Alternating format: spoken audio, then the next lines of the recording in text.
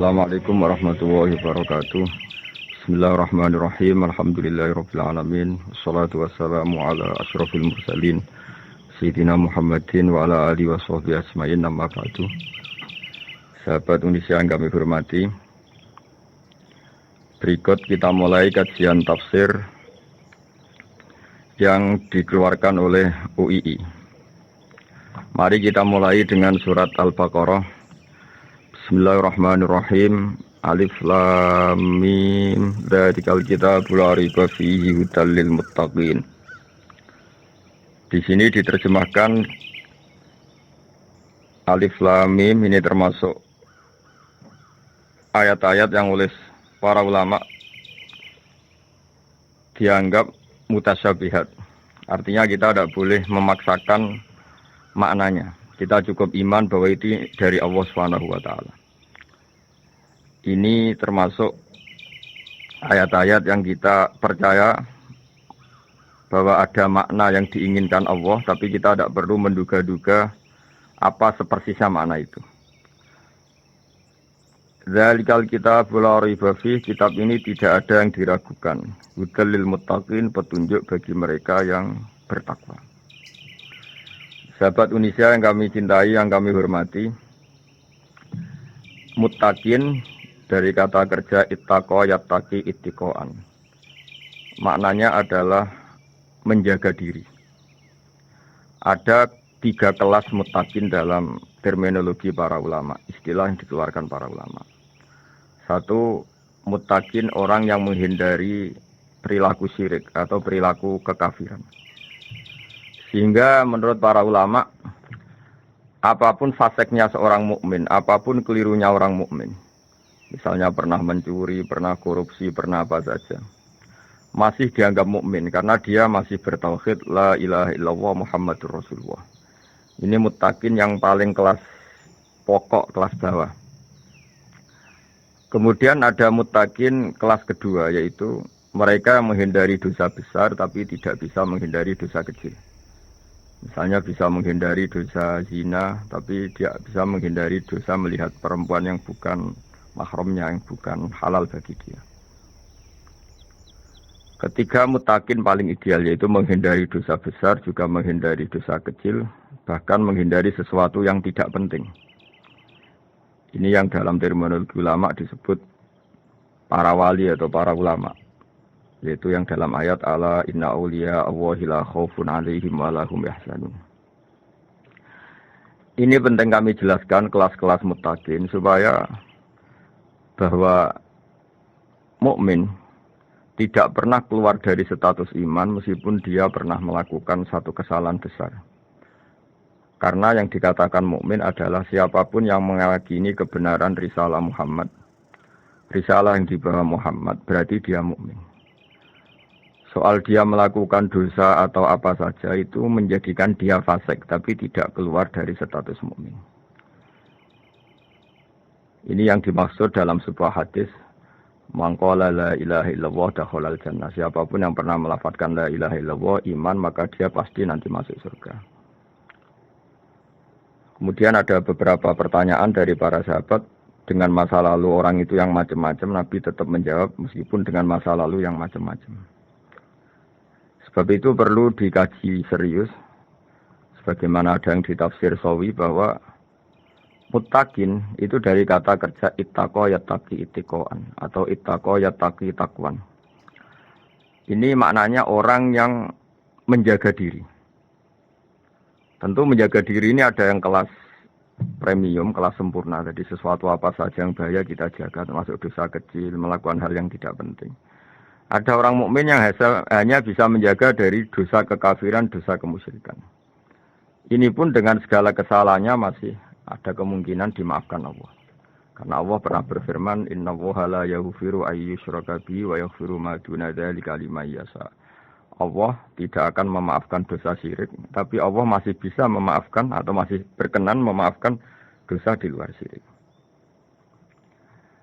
Kemudian yang perlu dimengerti oleh sahabat Indonesia adalah makna la raiba fihi. Ini yang perlu kami ungkap, bahwa Al-Quran ini tidak ada keraguan padanya. tidak ada keraguan. Ini yang mudah kita teliti karena kita orang Indonesia. Mungkin rasa-rasa sastra Arab enggak kental. Mari kita teliti dari segi makna. Karena makna ini rasa dan rasa itu universal. Begini misalnya. Dulu orang-orang kafir Mekah karena mereka penyembah berhala, penyembah Tuhan-Tuhan yang banyak. Itu memprotes. Mereka memanggil tentu masih Muhammad, belum ya Rasulullah. Muhammad, kamu mengajak ke Tuhan berapa? Rasulullah menjawab, ke Tuhan yang satu. Lalu mereka bertanya, Muhammad urusan kita ini banyak, problem kita banyak. Tuhan banyak saja tidak bisa menyelesaikan, apalagi satu Tuhan. Ini yang diceritakan dalam sebagian ayat disebut, Aja'alal alihata ilaha wahida inna hadza lasyai'un ujab. Bagaimana mungkin Tuhan itu satu? Harusnya Tuhan itu banyak karena urusan kita banyak. Lalu Rasulullah dengan bimbingan Tuhan, bimbingan Allah mendatangi mereka, kemudian Nabi menjelaskan. Tuhan itu adalah ketua kalian, Tuhan itu adalah pimpinan kalian.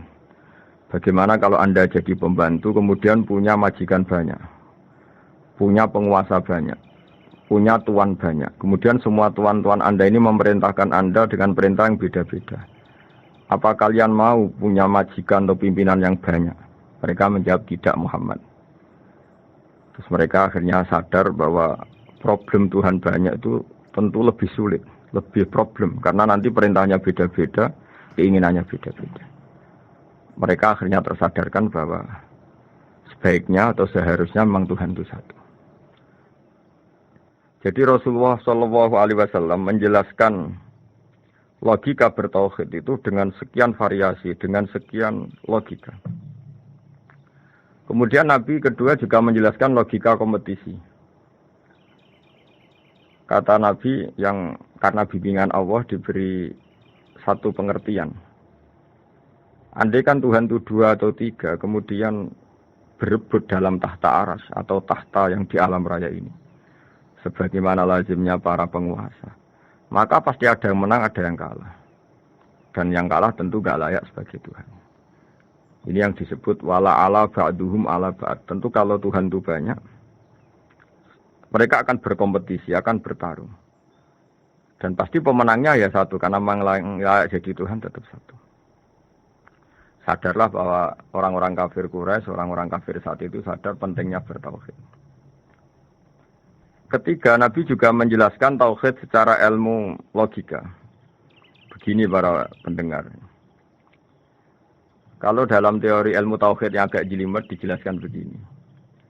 Jika ada 2 Tuhan, maka alam raya ini enggak menjadi alam. Logikanya adalah 2 Tuhan ini bisa kamu katakan sama-sama kuat. Ketika sama-sama kuat kemudian ingin menciptakan langit. Yang satu ingin menciptakan bumi.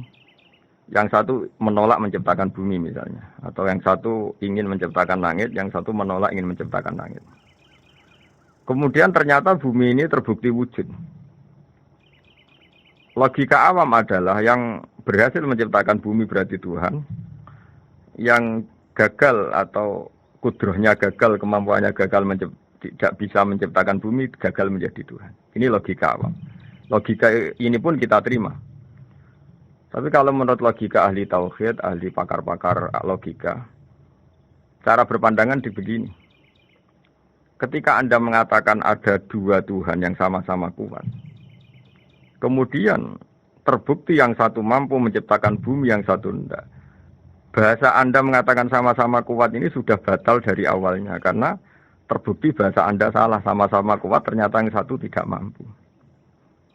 Sehingga dalam pikiran orang-orang ahli tauhid mengatakan membayangkan Tuhan saja itu enggak kebayang karena turunan kata ini pasti selalu salah. Karena tadi misalnya dikatakan andai kan ada 2 Tuhan, kemudian yang satu mampu menciptakan bumi, yang satu tidak. Padahal Anda tadi bilang sama-sama kuat, ternyata terbukti yang satu tidak kuat. Berarti kata Anda sama-sama kuat ini salah. Ini pula yang diajarkan Rasulullah lewat bimbingan Allah, lewat wahyunya yang disebut Lau kana fihi ma alihatun illallahu la fasadata. Karena kalau ada 2 Tuhan, pasti kamu sifati sama-sama kuat. Ternyata sifat sama-sama kuat ini batal demi hukum, karena ternyata yang satu tidak mampu menciptakan bumi. Atau kamu sifati 2 Tuhan ini sama-sama lemah. Itu tidak mungkin lagi karena ternyata bumi ini terbukti wujud. Pasti penciptanya ini zat yang sangat kuasa. Jadi logika-logika tauhid sedemikian dibangun oleh Rasulullah lewat bimbingan Allah Subhanahu wa taala. Logika keempat supaya kita iman dan tambah kuat imannya adalah logika yang mudah dicerna oleh kebanyakan orang atau yang bisa diindra. Begini misalnya dalam sebuah ayat di surat Al-Kahfi, kemudian di awal surat Al-Ahqaf, kemudian di sebagian surat At-Tur, ada penjelasan begini. Ketika Rasulullah mengajak manusia menyembah Allah, kemudian orang-orang kafir tanya, lalu Tuhan kamu siapa Muhammad? Tuhan saya adalah Allah menciptakan langit bumi. Terus mereka berandai-andai, ada Lata, ada Uzza, ada Manat, ada Hubal. Itu Tuhan-Tuhan kami. Terus Rasulullah bertanya, apakah Tuhan-Tuhan yang kamu sembah itu memberi kontribusi saat langit dan bumi diciptakan? Mereka menjawab, tidak Muhammad, itu Tuhan-Tuhan yang kami bikin. Begitu juga asumsi tentang Tuhan-Tuhan yang lain. Apakah Isa ikut menciptakan bumi atau menciptakan langit? Tentu jawabannya tidak. Karena Isa lahir di bumi, orang tahu tanggal lahirnya, tahu tahunnya, dan sebelum ada Isa juga sudah ada bumi. Sehingga untuk menetapkan tauhid, berkali-kali Quran tanya, Amman khalaqas samawati wal ardh. Siapa sih yang menciptakan langit bumi? Siapa sih yang menurunkan air dari langit? Siapa yang mengatur ini, itu, ini, itu? Akhirnya mereka menjawab, itu semua Allah Muhammad. Begitu juga kemungkinan setan misalnya. Setan itu fisik atau makhluk atau apa saja yang tidak kita lihat. Kemudian setan itu lewat rayuannya, lewat tipu dayanya ingin disembah. Kata Allah menjelaskan ini, Ma asyadtuhum khalqas samawati wal ardi wala khalqa anfusihim. Kamu tidak perlu takut sama setan atau apalagi menuhankan setan.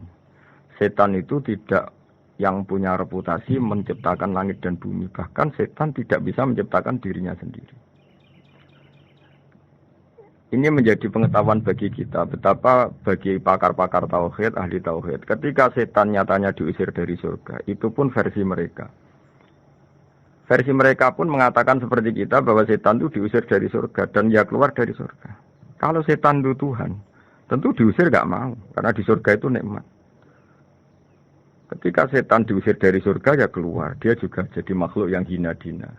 Berarti dia tidak punya kekuasaan, bahkan pada dirinya sendiri. Dipaksa keluar dari surga, ya keluar. Dipaksa menjadi ahli neraka, ya jadi ahli neraka. Dipaksa jadi apa saja, juga dia akan jadi seperti yang dipaksakan. Ini menunjukkan bahwa setan adalah tahta kudratillah, tahta qahrillah, tahta satwatillah, bahwa setan pun dalam kendali kekuasaan Allah. Makanya Allah mengatakan kamu tidak usah menyembah setan, tidak usah nurut sama setan. Setan itu lemah sekali. Karena faktanya dia tidak bisa memaksakan keinginannya. Ini yang oleh Allah disebut dalam firman-Nya inna kaida syaitani kana dhaifa. Setan itu lemah sekali. Ini perlu saya sampaikan ke para pendengar Unisia bahwa bertauhid itu ada sekian logika. Logika kelima adalah logika orang awam. Awam sekali. Suatu saat ada perdebatan antara Abul Hasan al-Asy'ari. Abul Hasan al-Asy'ari ini tokoh ahli sunnah paling populer dalam ilmu logika. Dia mengatakan orang menemukan Tuhan itu harus lewat logika yang cermat. Tidak boleh taklid, hanya ikut-ikutan. Dia harus menemukan satu argumentasi bahwa Tuhan atau pencipta langit itu ada. Kemudian ada satu problem di mana orang-orang kampung atau orang-orang yang lugu atau orang-orang awam itu tidak bisa ilmu logika, ilmu mantek kalau dalam bahasa pesantren. Kata Abu Mansur, kata Abul Hasan al-Asy'ari, itu masih mungkin. Alhasil para ulama ini meneliti ke orang-orang yang lugu, yang di kampung, yang petani, yang lugu sekali. Apa yang mereka temukan? Ternyata mereka punya cara logikanya sendiri untuk menemukan Tuhan, Sang Pencipta. Pernah suatu saat ada seorang petani lugu, biasa menggembala unta, ditanya, Bima araf tarubat, lalu kamu yang petani ini yang hanya ngurusi sawah, ngurusi ladang, dengan cara apa kamu tahu kalau Tuhan itu ada? Si petani tadi marah besar dan dia mengatakan, Al-ba'ratu tadullu 'alal ba'ir wa asharul aqdam yadullu 'alal masir. Kata petani tadi, yang namanya ada kotoran unta, pasti ada untanya. Yang namanya ada jejak kaki, pasti ada yang barusan lewat. Artinya kalau ada makhluk, pasti ada pencipta. Ini logika awam yang mudah. Kita tidak mungkin mengatakan bumi ini pencipta, mengatakan matahari pencipta. Kelihatan sekali kebendaannya, kelihatan sekali bahwa bumi matahari tidak punya ikhtiar, tidak punya kekuatan. Kelihatan sekali sifat-sifat kemakhlukannya. Jika benda-benda ini karuan makhluk, pasti menunjukkan bahwa ada penciptanya, ada khaliknya. Dalam logika Bedui tadi, si Bedui tadi, kalau ada kotoran sapi, pasti ada sapinya. Meskipun sapinya sudah sekarang nggak terlihat, mungkin sudah jalan kemana. Sama, kalau ada jejak kaki, meskipun orang yang tadi lewat sudah kita nggak tahu, tapi kita pasti tahu, pasti ada yang lewat.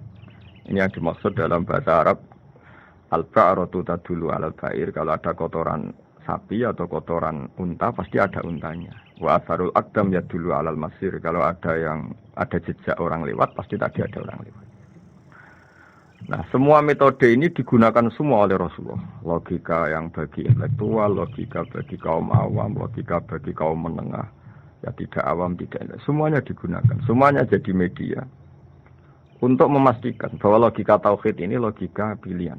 Logika yang benar-benar logika. Sehingga dalam banyak ayat disebut agama ini li kaum yaqilun, li kaum yatafakkarun. Bagi kaum yang bisa berpikir, bagi kaum yang punya akal. Lalu kemudian kami teruskan alladzina yu'minuna bil ghaibi. Ini kata ghaibi bukan kayak dalam bahasa Indonesia misalnya setan atau hantu disebut barang gaib. Kata ghaibi dalam bahasa Arab adalah perbandingan atau lawan kata dari al-musyahad yang bisa disaksikan langsung lewat indera. Kita orang mukmin iman bahwa surga ada, padahal kita tidak pernah melihat surga. Kita mukmin iman bahwa neraka ada, padahal kita belum pernah melihat neraka. Ini sesuatu yang maghoba anil absor, yang mata kita tidak melihat, fisik kita tidak menyentuh. Kita pun iman. Asal sesuatu itu mansus ya, dikatakan secara eksplisit oleh Quran dan hadis. Kalau dalam bahasa usul fikih disebut al-mansus. Ciri mukmin diantaranya adalah yang paling pokok alladzina yu'minuna bil ghaibi. Iman dengan sesuatu yang enggak kelihatan. Lalu kemudian para ulama cara pandang beda-beda. Bedanya bukan karena mereka bertentangan enggak, tapi ini menurut kelas rasa yang berbeda-beda. Bagi orang-orang sufi ya, Allah itu tidak bisa dikatakan al-ghaib, sesuatu yang enggak kelihatan. Karena Allah itu begitu jelas, az-zahir. Kata orang sufi, Allah itu zahir. Begitu juga dalam Asma'ul Husna disebut Allah itu az-zahir, begitu jelas. Karena orang yang akalnya mapan, hatinya mapan, melihat satu lemari yang bagus, pasti langsung mensifati bahwa pembuatnya adalah orang yang hebat. Orang yang melihat mobil mewah atau pesawat yang canggih, pasti kepikiran pertama adalah pasti pembuatnya canggih. Sehingga eksistensi pembuat pesawat itu adalah orang hebat, itu langsung tertanam ketika melihat pesawat itu hebat. Bagaimana mungkin seseorang ragu akan kehebatan pembuat pesawat ketika melihat detail-detail pesawat? Pasti langsung kepikiran kalau pembuatnya itu hebat. Memutuskan bahwa pembuat pesawat hebat itu tidak harus ketemu yang membuat, juga tidak harus melihat. Tapi akal kita pasti meyakini pembuatnya itu hebat. Berarti keputusan menyimpulkan bahwa pembuatnya hebat adalah az-zahir begitu jelas. Begitu juga langit dan bumi, matahari semuanya tertata rapi. Air dengan fungsi manfaat yang sebegitu hebat, oksigen, semua tanaman, buah-buahan. Meskipun kita tidak pernah melihat Tuhan, tapi akal kita, nurani kita, pasti berkeyakinan dan tahu betul, pasti pembuatnya itu zat yang super hebat, super bijaksana. Sehingga dalam kategori ini Allah tidak bisa dikatakan suatu yang tidak tersentuh, yang tidak terjangkau. Allah itu az-zahir begitu jelas. Sehingga di antara Asma'ul Husna disebut az-zahir. Sebab itu saya menganjurkan, atau saya punya saran bahwa alladzina yu'minuna bil ghaibi itu contoh paling mudah itu kayak surga, kayak neraka. Kalau Allah sendiri itu az-zahir, mudah diketahui. Karena tadi orang yang melihat pesawat canggih, pasti saat itu juga berkeyakinan dan itu pasti benar, pasti pembuatnya juga canggih. Nah, di sini disebut alam raya ini ayat, semuanya itu bukti kekuasaan. Dalam syair-syair orang sufi masyhur sekali itu wa fi kulli syai'in lahu ayatun yadullu ala annahul wahidu. Setiap sesuatu kejadian di alam raya adalah bukti keesaan Allah, bukti eksistensi Allah Subhanahu wa taala.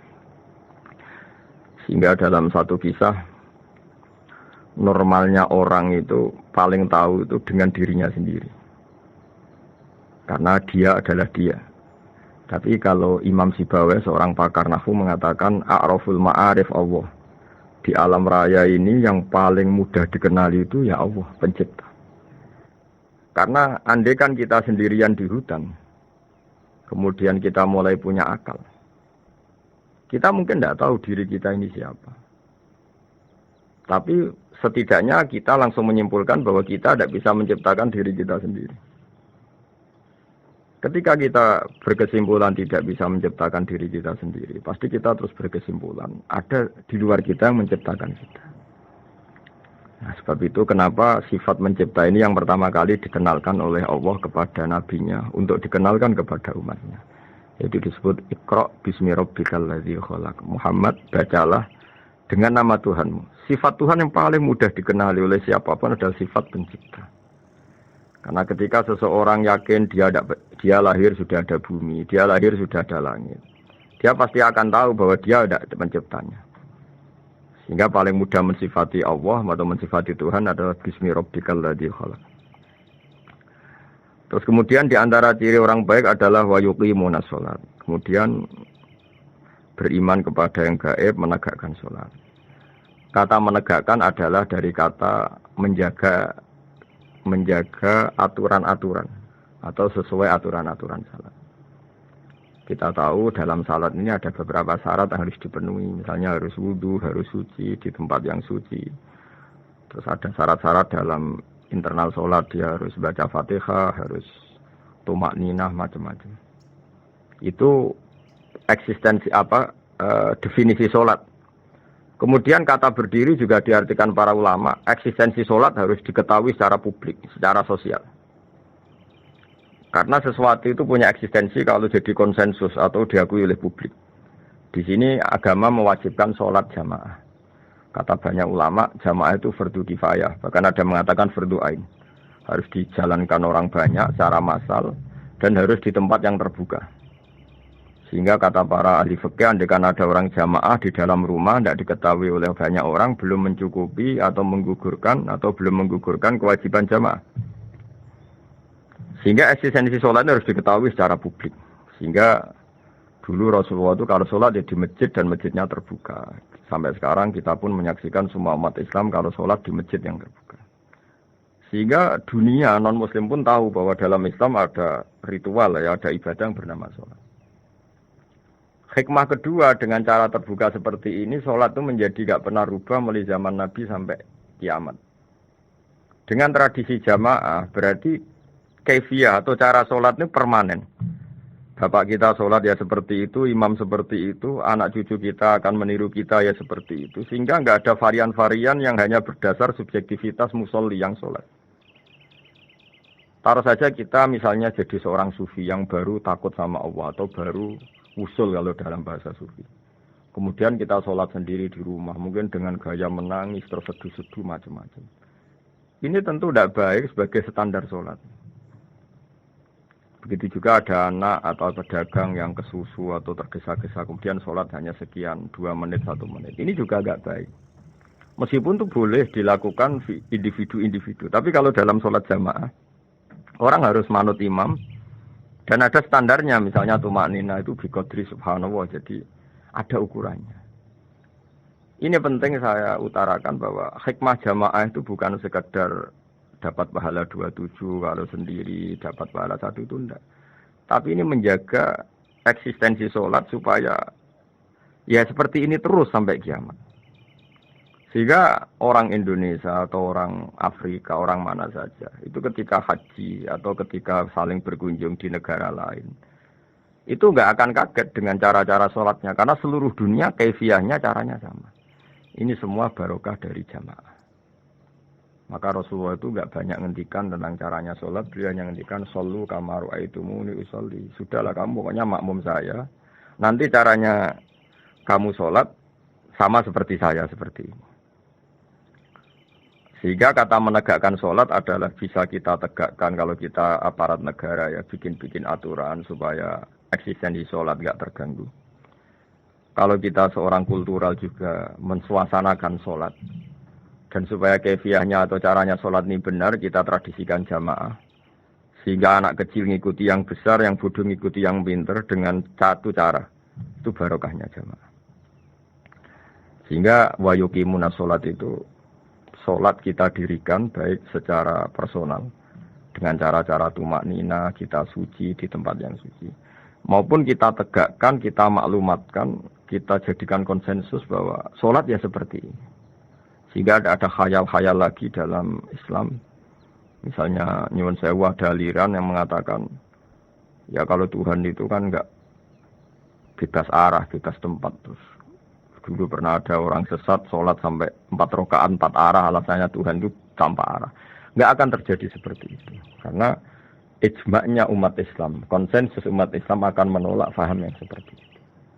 Jadi saya mohon sekali ini pentingnya jamaah. Dengan jamaah maka caranya sholat, cara meyakini madhab kiblat dan sebagainya terjaga ila yaumil qiyamah sampai hari kiamat. Terus sifatnya orang mukmin lagi wa mimma razaqnahum yunfikun dan menafkahkan sebagian rezeki yang kami berikan. Ya ini termasuk zakat, sedekah. Jadi ada sebuah riwayat mengatakan inna fil mali haqqon. Harta itu ada haknya yaitu zakat.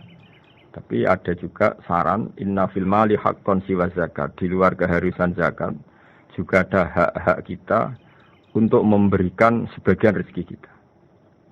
Taruh saja misalnya saya punya uang 10 juta. Secara nisab zakat belum sampai 1 nisab karena 1 nisab itu sama dengan nilai 84 gram emas. Itu kalau diuangkan kalau 500.000 ya sekitar 42 juta. Tapi kita sebelum punya 1 nisab pun tetap ada keharusan mengeluarkan sebagian. Yaitu tentu dalam fikih kita wajib mengeluarkan uang untuk anak kita, untuk istri kita. Itu yang wajib-wajib. Kemudian ada sosial, kita nyumbang masjid, nyumbang yatim piatu macam-macam. Sehingga kata para ulama, ciri utama mukmin diantaranya adalah melakukan zakat. Baik zakat yang fardu maupun zakat yang sunat. Karena kata zakat itu dimaknai fardu sebetulnya definisi para ahli fikih. Untuk membedakan zakat yang wajib dengan sedekah. Tapi sebetulnya zaman dulu enggak ada seperti itu. Zakat itu maknanya bersihkan harta. Sedekah dari kata sedekah bukti benarnya iman. Jadi sedekah dari kata dari kosakata sedekah yasduku sidqon, sesuatu yang membuktikan kita loyal itu disebut sedekah. Kita nikah, mas kawin di bahasa Arab kan sedekah dari kata sedekah juga. Kita bukti iman, loyal, kita sedekah. Bukti bahwa kita teman akrab disebut sidik atau sodik. Kalau dalam bahasa Arab teman namanya juga sodik karena cara bertemanan secara benar, secara loyal. Sehingga wa mimma razaqnahum yunfikun ini ya memasukkan zakat yang dalam terminologi fikih yaitu zakat yang zakat al-wajibah atau zakat yang dengan makna lughat yaitu artinya asal membersihkan harta kita entah lewat zakat, sedekah, hadiah kepada orang-orang yang kita hormati. Semuanya juga masuk dalam definisi zakat atau wa mimma razaqnahum yunfikun. Kemudian sifat terakhir dari orang muttaqin adalah walladzina yu'minuna bima unzila ilaika wa ma unzila min qablika bil akhirati hum yuqinun ulaika ala hudam mir rabbihim wa ulaika humul muflihun. Di sini diterjemah mereka yang beriman kepada kitab yang kami turunkan kepadamu dan yang diturunkan sebelum kamu. Ini kata yang diturunkan sebelum kamu penting sekali karena ciri utama Nabi adalah dia tidak pernah beda dengan Nabi sebelumnya. Karena kebenaran tauhid pasti tunggal. Nabi-nabi dulu pasti mengajarkan tauhid, hanya menyembah Allah. Enggak mungkin Nabi berikutnya kemudian bikin ajaran baru dalam tauhid. Sehingga andaikan semua kitab Injil, Taurat itu masih versi yang orisinil, pasti enggak ada yang beda dengan Quran. Karena ciri utama kebenaran adalah iman dengan Quran dan iman kepada kitab yang diturunkan sebelum Al-Quran. Wabil akhirati hum yuqinun, mereka juga yakin akan datangnya hari akhir. Itu bisa disebut yaumul ba'ats. Terus ketika semua kriteria itu terpenuhi, baru ulaika ala hudam mir rabbihim wa ulaika humul muflihun. Mereka itulah yang berada pada petunjuk Allah dan merekalah orang-orang yang berbahagia. Para pendengar sahabat Indonesia, semoga kajian ini bermanfaat. Dan ini mulai ayat 1 sampai 5 dalam surat Al-Baqarah, yaitu surat yang dalam tartibnya mushaf nomor 2 setelah Fatihah. Jadi kalau dalam ulumul Quran disebut ada surat yang berdasar nuzulul Quran, yaitu surat Iqra, kemudian Mudaththir. Ada urutan surat yang berdasar tartibul mushaf, yaitu yang kita punyai sekarang, yaitu Fatihah, terus Baqarah dan seterusnya. Dan urutan-urutan ini pun sesuai petunjuk Rasulullah SAW. Saya kira demikian. Mohon maaf atas semua kesalahan. Wassalamualaikum warahmatullahi wabarakatuh.